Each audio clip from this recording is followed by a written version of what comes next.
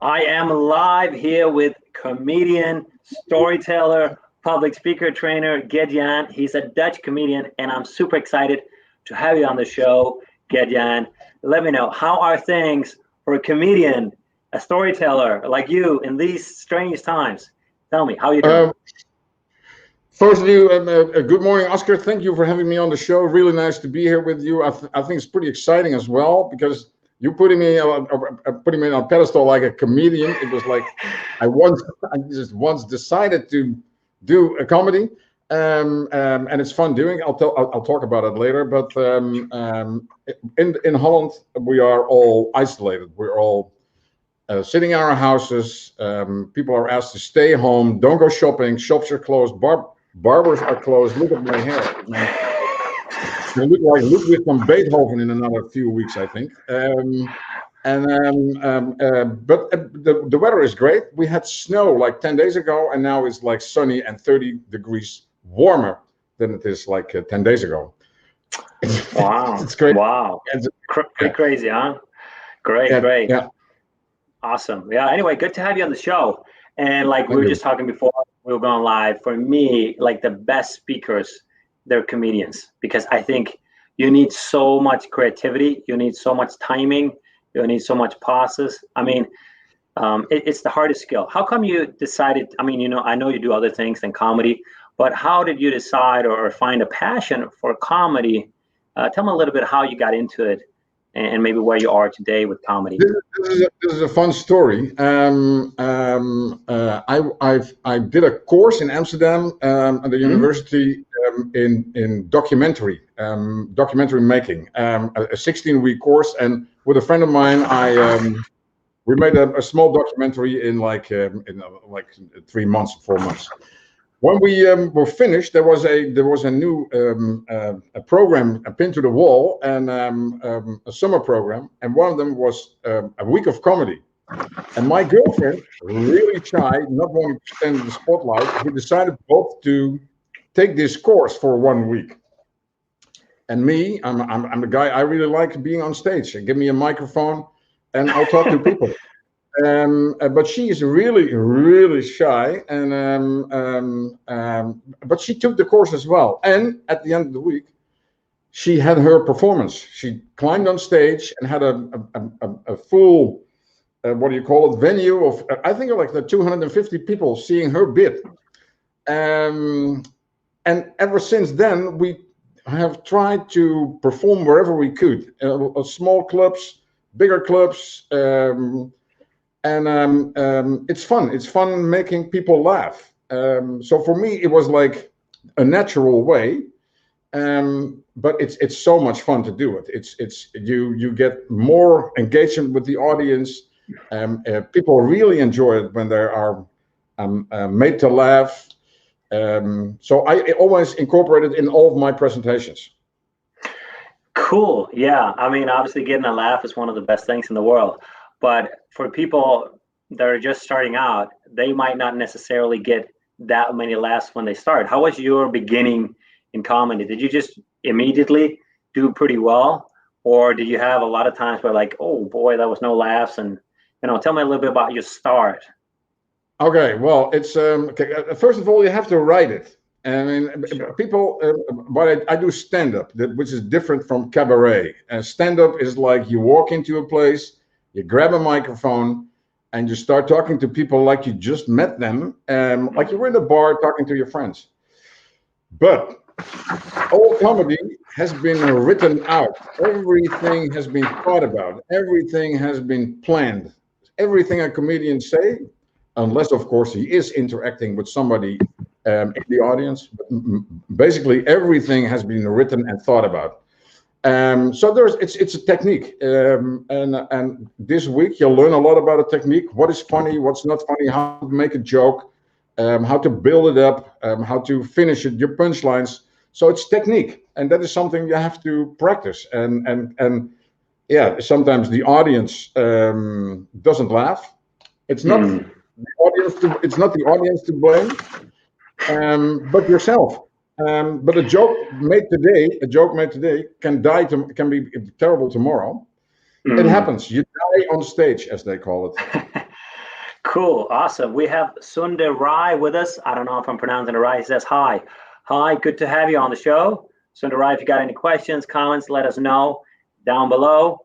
We have our expert with us here, Gert-Jan. So what I took away from what you just said is that it's actually a skill that can be learned. Like you took a course and for a week, and then you broke down the different steps in comedy to be funny. So what is one of the techniques you will be using, let's say, to find your joke? Says you got to write it down, but before you write it, I assume you got to have some sort of idea what's funny. So how do you find funny? No, it doesn't have to be. It's like for example, I have my bit has been written around a very dark and very dark period in my life. I have had a depression 10 years ago. And my whole bit, or most of my bit, is written around that, and I make it funny. But it's the way you present it to people, and what you do is you apply several techniques. For example, a very common technique is make a list, and it's always 3 things, and the third one is always something you don't expect.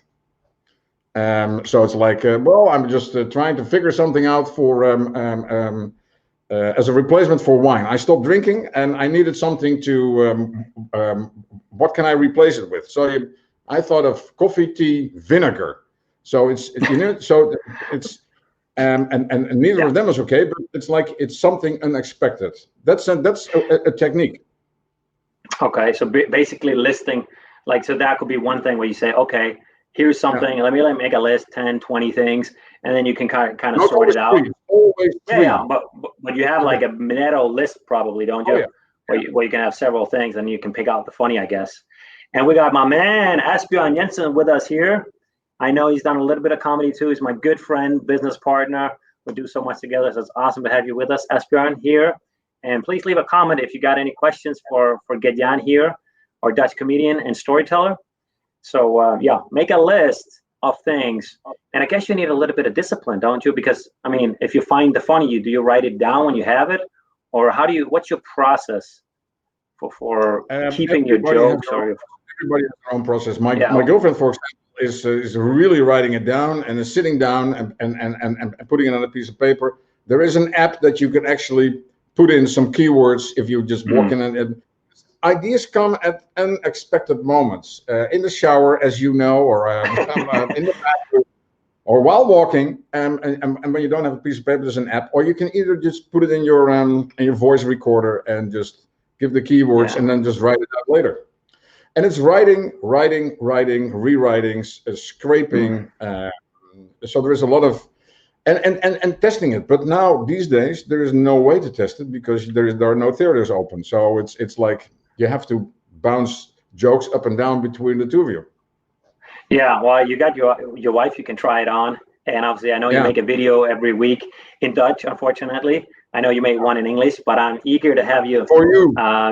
For me, I was so happy you did that. And no, you're making great videos, and I hope you will be making more videos in English because I think you could, share your message to a broad audience. But of course, I also know I'm Danish. English is my second language. It is harder if it's not a natural language to make jokes because you need to be really on edge, and there can be some word plays that might be a little bit harder if it's not a mother tongue. I don't know what your experience is. If you've done any humor in English or second language for you, have you tried that? Yes, it's very difficult. I mean, well, it's not. You're right. If it's not your mother tongue, then you miss the finesses and the details or the subtlety that can make a joke really work or can kill it. And I know, like the video that I did in English, which was more like a parody on the on LinkedIn and on the several variants of the coronavirus. Then it's if I look at it now, I think, wow, it still could be better, and it still could be more subtle and more down to what I really wanted to say. But I'm Dutch. I'm not English, so it's I have to work with what I have. Sure, but I think you're at a good place in terms of you can see where you can improve. Because I remember when I was starting my public speaking career, there was a certain point I couldn't see how I could get better. I mean, I could see I was not as good as the others, but I didn't know how to get better. So I think that is a great place actually to be in. And then I decided to get some help from other people. And then obviously it opened my world a bit more than just watching YouTube videos or online courses, which I think is great to start, but it is still a little bit mechanical. It's not tailored to the individual person. So that's my experience with that. So let me ask you, we got a question. Did Gert-Jan say that he made fun of his depression in his stand-up, or was it he made fun with? I think, let's see what he says, Gert-Jan, but I think you were using your depression to you had some fun from the depression, jokes around your depression. Yeah, stand-up is almost, well, most of the time it's about yourself. It's not about other people. It's about yourself and how you live and how you relate to others. But it's about yourself. That's why it looks like the way you tell it and the way you present it. It's like everything just popped up in your head, and then talking about yourself is what you do. So everything in my life that happens is material, is in potential material that you can use. And a depression, there are so many people that have had depressions, and I make really hard jokes on them about it. And people relate to it, and they understand it, and that makes that the laugh gets bigger as well. Oh, that's very brave of you, says. I think so. It's super cool. That you're doing this. And I think, sometimes the best comedians, they will make us laugh about serious issues. Like depression might not be a topic we will talk so much about, especially if we don't have it maybe, but becoming aware of this, maybe how many people have it, that you don't see it. Yeah, because I'm assuming there are probably a lot of people out in the world, especially in these times, that might have depression or some form of it. True. Because we are struggling, but we don't see it. We might not see it. So I think it's great you coming out here, and Aspen has great degree of vulnerability. Yeah, so I totally agree with you. Share your stories. And I think in comedy it's a little bit different. Like you're saying, it's about yourself, because you make fun of yourself. Like it wouldn't be the best jokes if you made fun of the audience.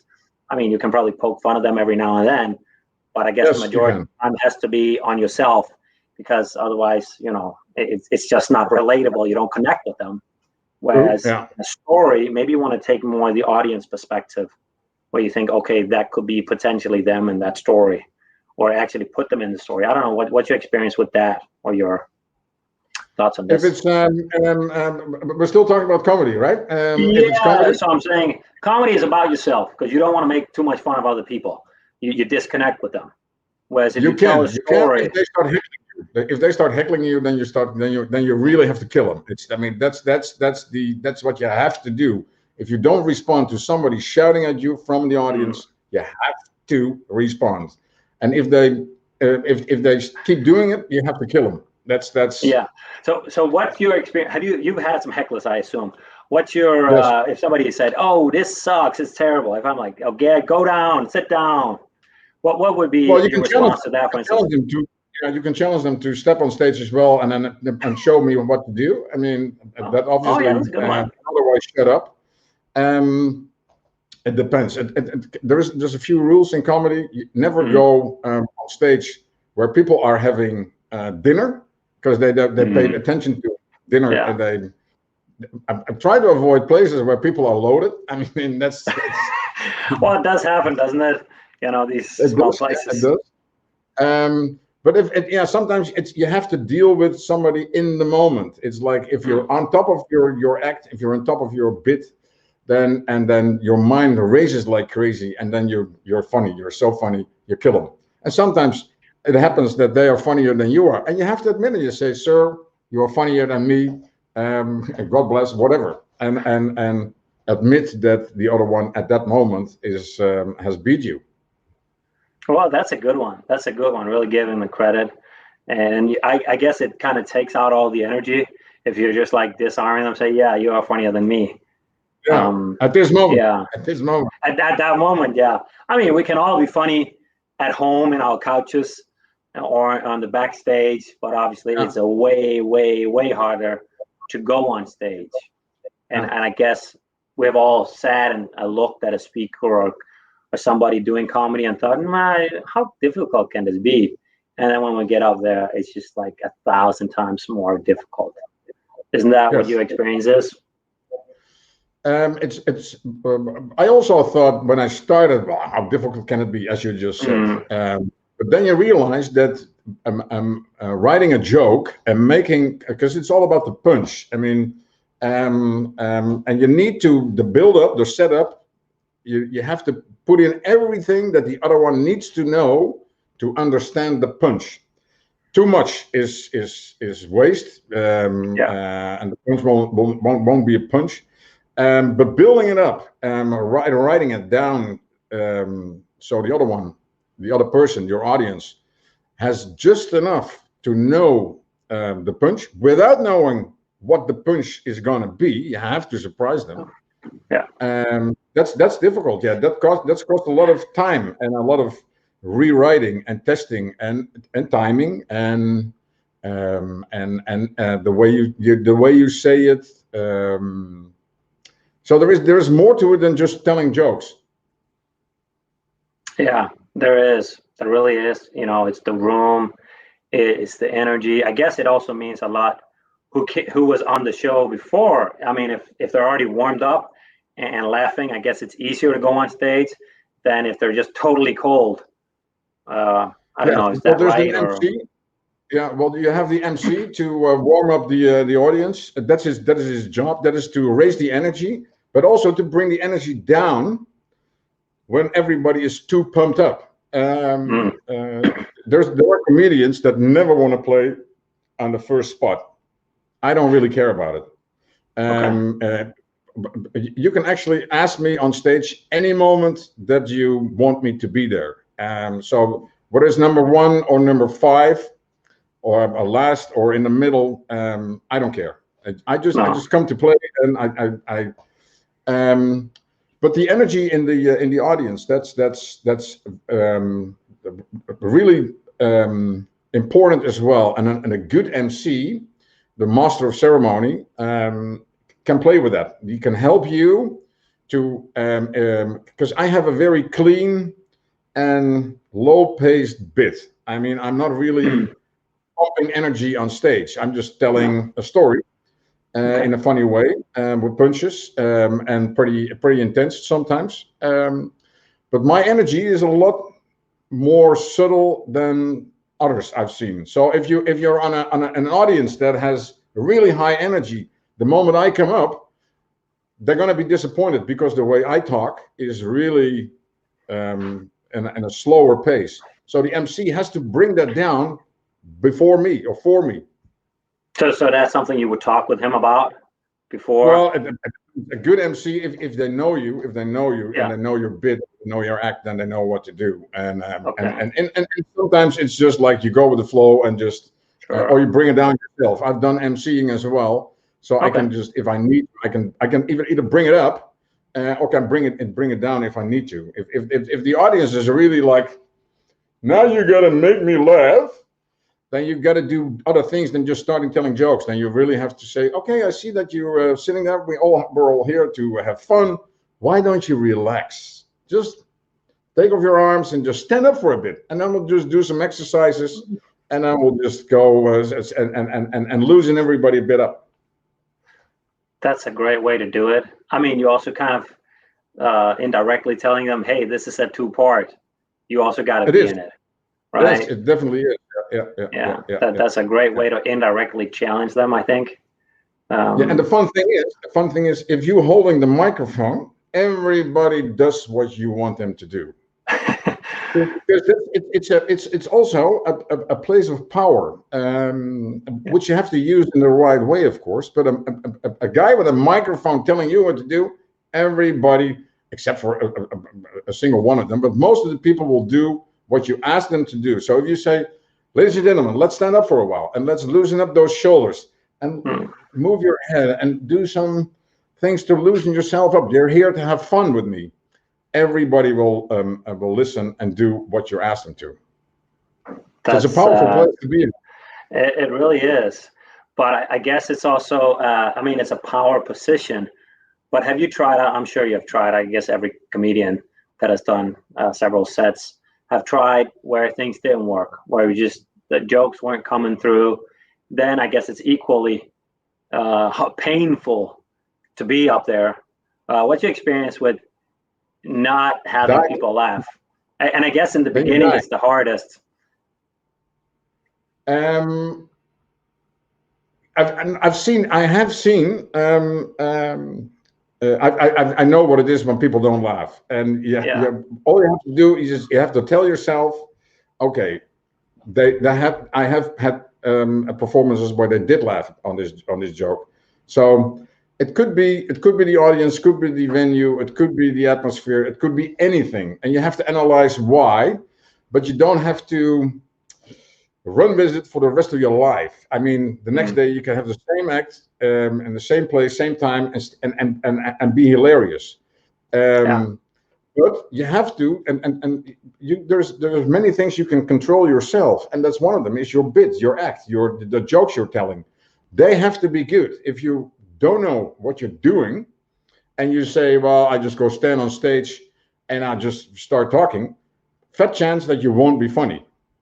Because people expect you to be. Yeah, probably. And go ahead. Sorry? No, I just want to say we got a comment here from Joanna Youngsma. How about comedy on Zoom? I mean, we can take it. You know, finish your bit there. And do you do anything differently? I just want to say hi, Joanna. So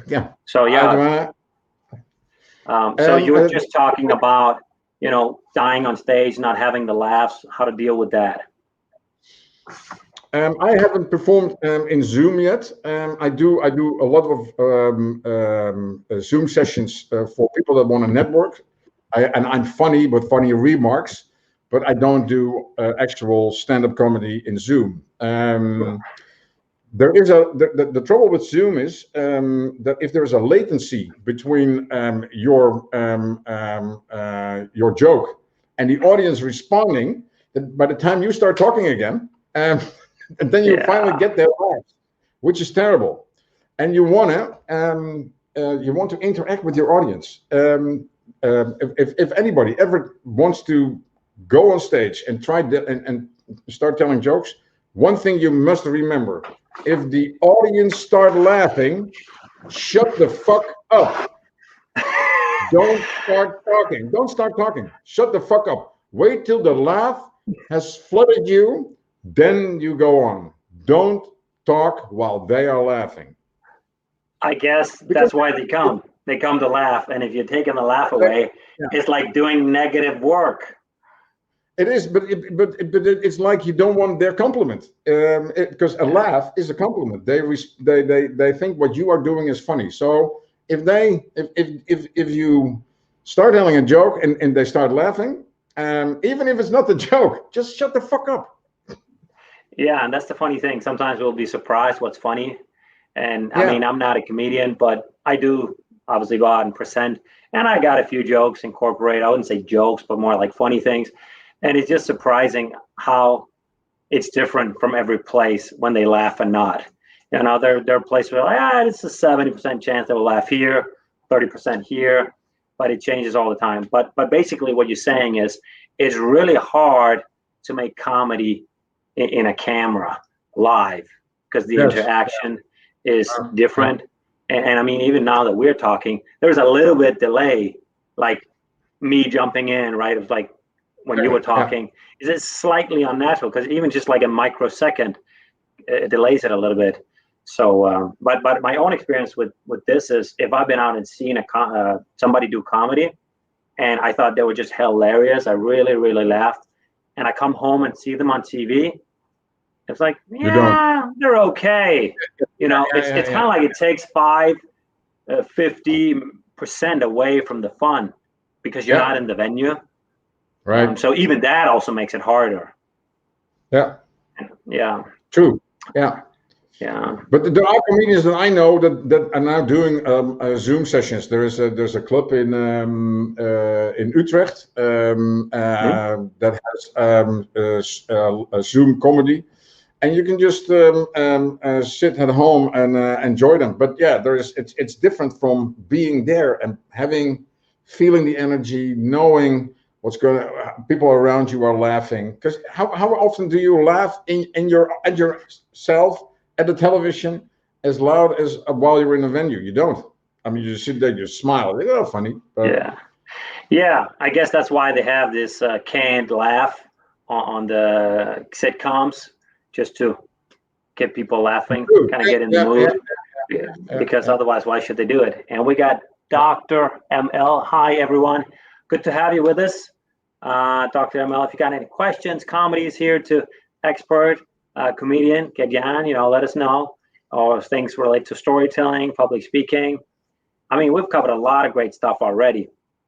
So I want to talk about, because fear of public speaking, that is one of the biggest fears out there. And I assume it doesn't become less if you do comedy, because once you're on stage, on the stage whether things are working or not. I mean, if I deliver a speech, I can know if it really sucks or if it's amazing. But if it's somewhere in between, it's a little bit hard to know. But in comedy, either you get the laugh or you don't. I guess it's kind of like being an attacker in football. Either you score or you don't. It's very measurable.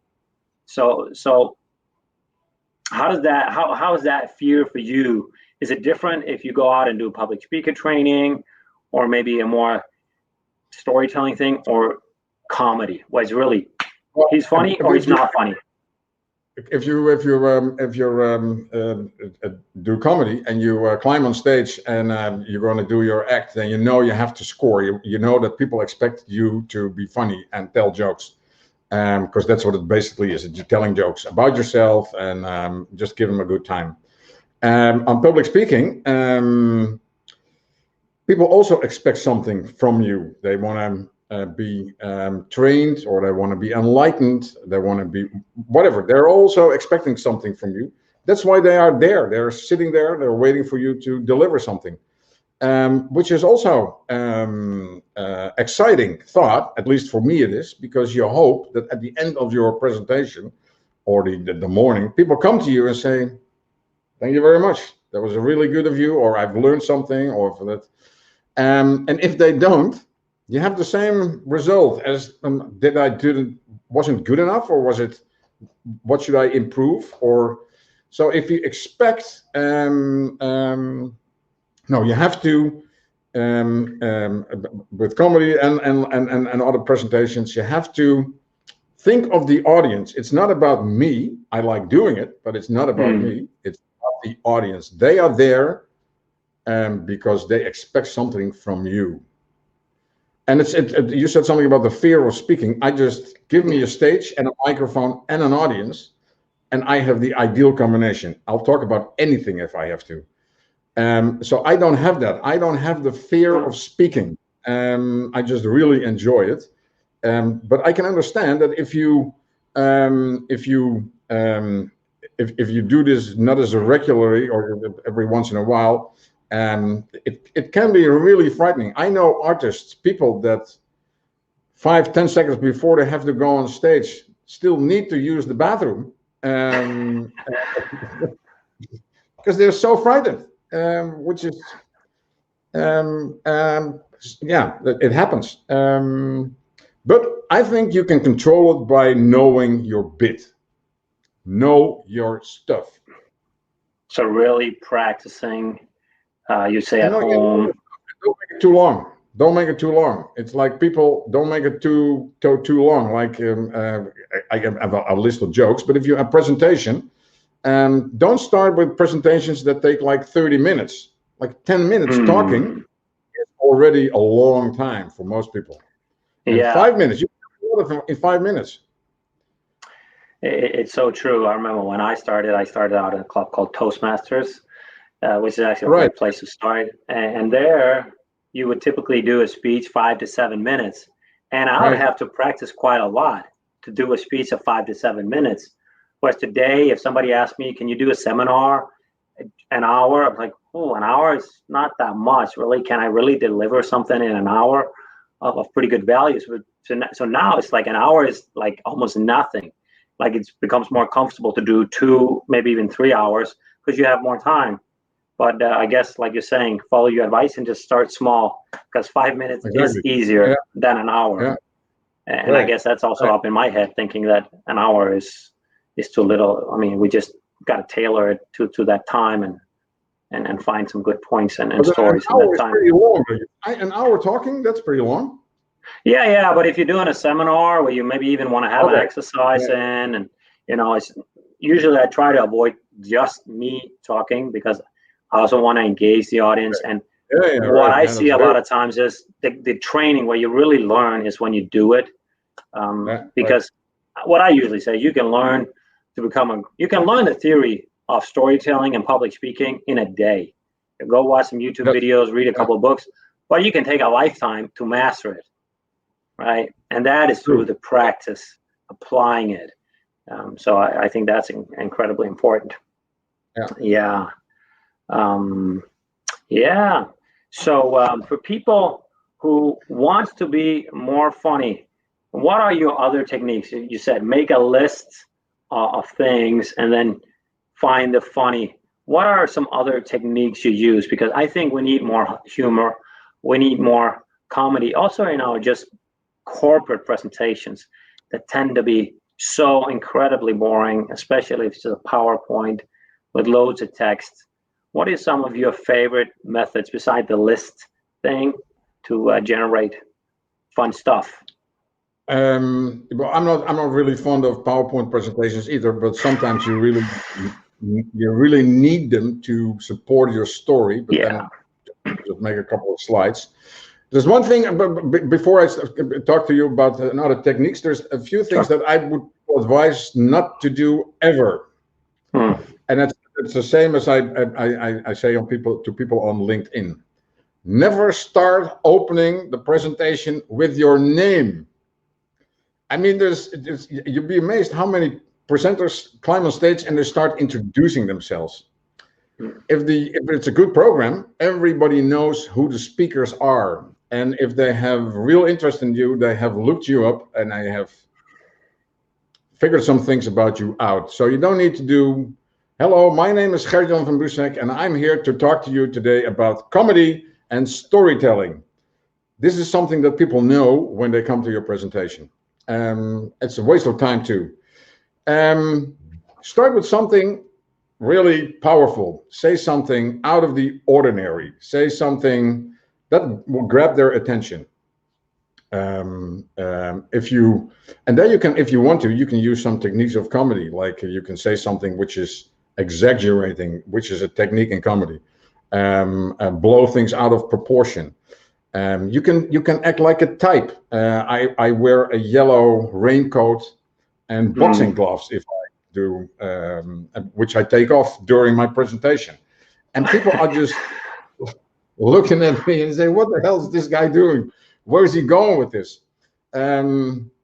My last live presentation was halfway lockdown last year. And we had to have this 1.50 meter distance, social distancing. And I took a stick of a broom. I took that with me on stage, and I said, "This is only 120, which is far shorter than the 150." And people thought it was like more. Just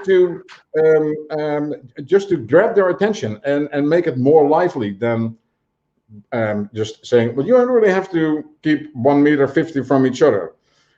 Just show, just don't tell. And if you want it in comedy, if you want to add comedy to it, then there's several techniques. Like as I just said, you can exaggerate things. A list of things is good. You can project it on your audience. There are so many simple ways to make it a little more funnier. And if you are a person that can visualize things in their head, that's a story already. If you are able to tell that to somebody, they have that same image, and then it is a story. Yeah, that's a really powerful technique, visualizing. Well, I do that quite a bit, and I try to visualize what I want to do. Was a lot of the advice out there is just visualize the end result, which could be, if you do comedy, is visualize them laughing, visualize you having a great time. But what if they aren't laughing?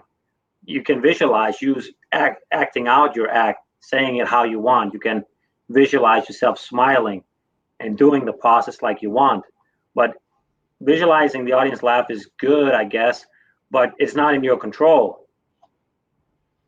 Well, if you think that you are losing control and that you can't, because what you think is that you lose control over the audience, over the people that are listening to you.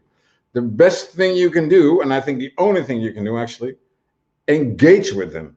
Stop your presentation and start asking questions to people in your audience. Just push a microphone under their nose. And things start happening because somebody is going to answer. There is interaction. People start raising their hands, want to say something as well. Acknowledge that your presentation is not going the way you wanted it. And you can ask them, is there something I have missed? Don't blame them. Blame yourselves. Make yourself horrible. Is there something I missed? Has something happened before that why you are like sitting, you're not interested, or you're whatever? Engage with them. And new energy will come up. That's great advice. And we got Anas with us, Anas Danielson. He says at least they should know something beforehand, like you talked about earlier. Like in today's world, if you check in on a webinar, they will know who you are. If they come to a seminar, they will know who you are. And, you know, you're not the most interesting person on stage. It's actually the audience, right? So I totally agree with you. Don't spend too much time on yourself. Just go to it. And maybe you can indirectly tell them what it's about. Like one of the techniques I will be doing is have a hand raise. Let's say it's about sales. Who would like to make more sales and do it in a faster, more efficient way? And then have them raise their hands. Like, okay, we can kind of figure out the speech is about sales and how to do it faster, quicker, or whatever you want to do. Or if it's public speaking, how many would love to be more confident and secure on stage? I mean, you can put two and two together and be like, this is one of the things the guy will be talking about. But I just want to add the thing you said is really good. Like if you're saying the energy is down, you're feeling you're not connecting with the audience, throw them questions, give them questions, and acknowledge that the situation is not going well. I think that will kind of take a little bit of the negative energy out and be like, yeah, sure, man, I want to add up and help. And we got Jared with us. What up, guys? Happy I get to support you guys. Two of my favorites. Awesome to have you, Jared. I look forward to our conversation soon. I'm going to talk with Jared a little bit in the upcoming week about how to make better videos. So it's super cool to connect with Jared in the US. And you know him as well, Gert-Jan, I guess. Oh, Jared? Yeah. Yeah, I know him. Sure, I'm connected to him. Yeah. He makes so great videos. They're so funny. Yeah. All of you watching, check out Jared. I'll tell you a story about him, if I may. Yeah, go ahead, man. I want to know. The first video I saw from him, he was a pilot, an airline pilot, and who was going to take off somewhere, like with no plan. And that was a really funny video, really funny. And then I liked it, and we connected, and he sent me I think he sent me a video DM, very strong. And then he explained to me, I thought it was really funny, and maybe it meant it funny. It was so funny. He said, this airline pilot had a huge mustache. He said, I hope you realized that it isn't my real mustache, or something like that, or so. It was like, how could I miss that? It was just, but it was really funny, and I've been following him ever since, and now I get to see his brother as well in my feed. Yeah, so, I connect with his brother too. Yeah. He I remember the pilot video too. Really outstanding video, Jared. Awesome. And by the way, Asger is making some great videos too. You should check out Asger as well. So yeah, super cool to have great guys on the show. And Joanna, she makes great posts too. She's a public speaker trainer. So definitely all you watching, check out the people that are commenting here in the feed. All good people. So super cool. Yeah. It's so fun with this live where we can, when you have a few comments and you can take it in and use it. Can we do this every morning? This makes me feel good. Awesome. We'll do this. Here it's about 11:40. What time is it, Jared? I guess it's morning, he says. Oh, okay. Yeah. Super cool to have you on, Jared. So yeah, check out Gert-Jan if you want to know more about comedy. And Asger says, thanks, Asger. Yeah, he makes some great videos. I'm so envious of Asger. I really enjoy connecting with people that are until like last year, September, I was only connected to everybody in Holland. The people I've learned the most from is people abroad, people in the United States, Australia, New Zealand, Denmark. The way LinkedIn is used in those countries is so different from what I see is how they do it here. So I really enjoy connecting with people from abroad. My content is mostly. Yeah, and the great thing is you can actually find the people that you can learn from that are really in your niche. Like, because in the future, I mean, it's already here. We're going to be doing way more webinars in the future. Why limit yourself? I'm based in Copenhagen. Why limit myself to just Copenhagen or maybe the greater area or maybe even Denmark? Why not? Exactly. Like a couple of weeks ago, I gave a seminar to a group of financial planners in London. Next week, I'll be giving another seminar to another group in London. So I think this is just the way to go. And like yesterday, I talked with a great guy in Lisbon and Ravi in London. So it's just a great playground. Why limit yourself? We're not a tree, right? We have two legs, we can move, and now we have this thing where we can just connect and connect with the whole world. And Jerry, he's a maniac, that guy. He's heading to the gym at 5:45. Crazy dude. Good. And he says, don't watch my brother's videos. Well, I got to tell you, Jared, they are pretty good too. You are up for competition. So no, just kidding. So Jared, now you got another follower. Asbjørn is going to follow him. This is the cool thing too, that we get to connect with other people that are really positive and can share a lot of good insights. Good. All right. Yeah, and you got some final tips and tricks on how to be more funny, engaging, better storyteller. Maybe a couple of things. Because this is what people need to be better on stage. It doesn't have to be just comedy. What do you think? Well, I think everybody loves attention, also an audience. Most of them are really scared that you actually do ask them a question, especially with comedy. If you go to a comedy club, nobody wants to sit in the first row because they're very afraid that the comedian is going to ask them questions and is going to rip them apart, which is not necessarily always the case. It's also to get a good connection with the audience. But audiences want to be recognized. I mean, as a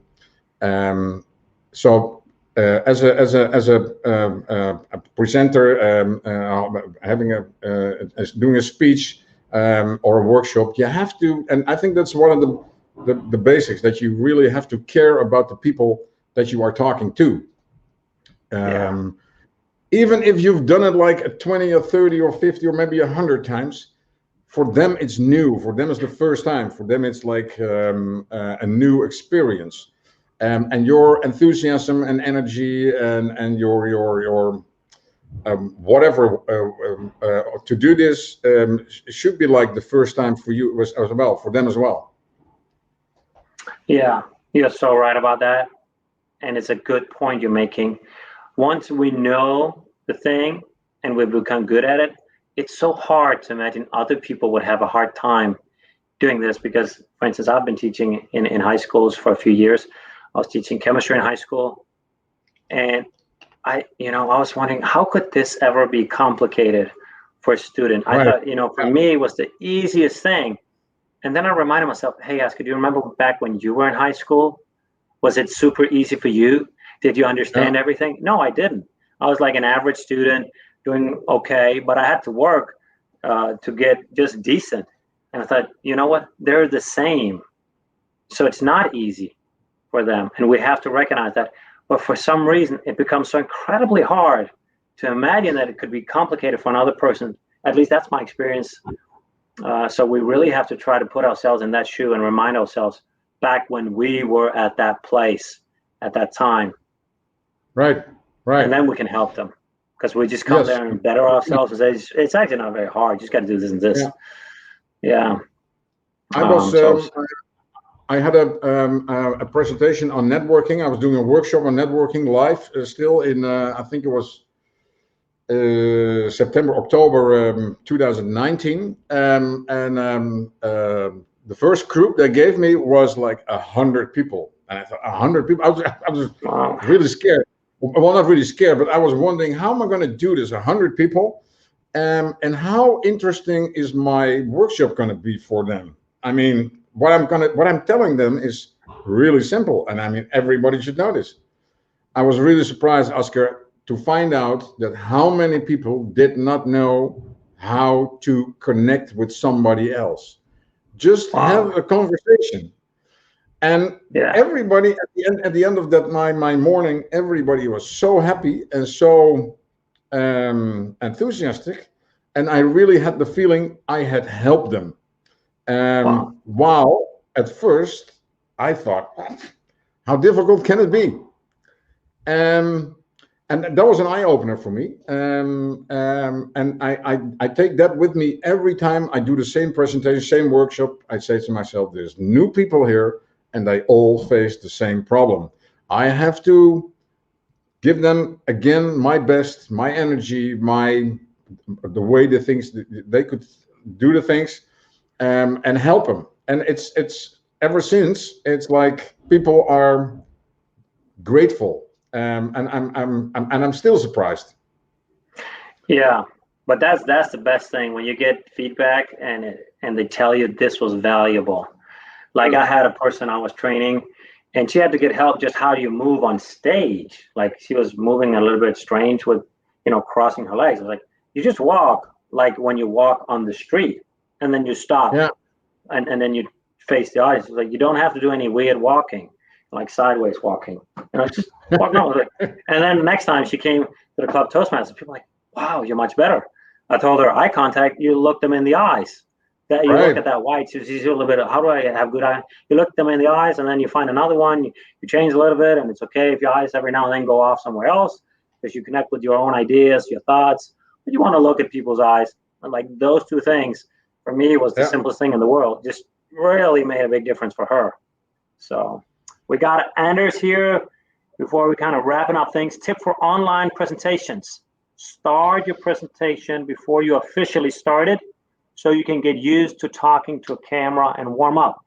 So what do you mean by that? You start your presentation before you officially started, so you can get used to talking to a camera and warm up. Do you want to comment on that one? I'm not really sure what you mean, Anders. Do you mean when you have an audience, or when you don't have an audience? You're talking to a camera just by yourself? I don't know. I'm not 100% clear on that one. Do you see the comment, Gert-Jan? No, I have to refresh it all the time. So I'm really slow. Okay, let me see if I can. It's like I can understand that it's people find it very difficult to hear themselves if they are taped on because their voice sound different than they normally hear their own voice, and people find it funny to look at themselves in the screen, especially if you've never done it. So I can imagine that if you have an online presentation, that you are either looking at yourself constantly, if you're in the screen, if you're in the picture, and that you find it difficult. What you can do is, if you have to practice, everybody has Skype, there is Teams, there is Zoom. You can set up a meeting with somebody you know, and you can just practice. And if it's your first time that you're going to do this, I would suggest to ask a friend to help you out and listen to what you're going to say to other people. Cool. Anders says what Gert-Jan says. Thumbs up, smiley. Awesome that you nailed it, that one. Gert-Jan. And Jared says, I'm new to the speaking space, and I definitely noticed a spike in my stress the days leading up to it. I was relieved when it was over and thrilled when I got a note yesterday that people were still talking about it. It was Friday. I know you in Florida, Jared. Awesome to hear. You crushed it and did so well there. This is one of the best ways to attract customers, clients, and eventually when you get really good, you can be paid a lot of money for coming on stage, speaking 45 minutes, an hour and a half. So it's a really a good way to improve your business, get more clients. So super cool. And we got a thumbs up here from Dr. ML. Gert-Jan, we've been talking now for about 50 minutes. I've learned a ton, and it's been so good to hear your experience on comedy, your tips and tricks on storytelling and presentations just in general. You got a final comment or tip, trick, anything you want to do before we finish here? Let me know. Yes, there's one thing. People always say to somebody else if they're going to do something new, good luck. If it's a comedy, is theater. You never say good luck in theater to people. You always say have fun. If you climb on stage, you will never hear me say to anybody who's going on stage, good luck. It's like, because there is no luck. It's have fun. If you climb on stage, enjoy what you're doing. Live the moment. And it's the same thing with presentations on any subject. Enjoy the moment. Enjoy the attention you get. Enjoy the energy. But it's not a matter of luck. If it's bad luck, you've done a lousy preparation. But if you've done everything, just go up there and enjoy. Yeah, that's a really good point. You know, have fun. Yeah, because if we have fun, it's more likely the audience is going to have fun. Exactly. And honestly, it's just wrapping things up here. It says go online with your audience 10 minutes before and warm up. Great way to do it because you can actually kind of connect with the audience before you start, get a few names, a small chit chat. But I think that kind of wraps it up. Have fun. Go out there, and anybody can learn comedy. What if you just join later? What's the beginning of Gert-Jan's story, how he got into comedy? So anybody can learn this. Anybody can learn storytelling. It's a skill that can be learned, broken down. So super nice to have you on the show. I'm excited you wanted to join. Asger, it was really nice to be invited by you. Really nice to talk to you, but because we know we always enjoy talking to each other. But it was exciting to do this. And it was really nice to have an audience that asked questions. And if they want to know something more, feel free to connect and ask me, DM me, whatever. I'll be happy to help you. DM Gert-Jan. He's making awesome videos in Dutch. And I've been punking you to make great videos, more great videos, because you have one in English, more great videos in English. And otherwise, I know you help people also one-to-one in English, yes, if they ever want help with that. So connect with Gert-Jan and learn more. And otherwise, you just have a great person you can connect with. Awesome. I'm going to finish here, Gert-Jan. Thank you. Have a good day, all of you. Thank you very much. Bye.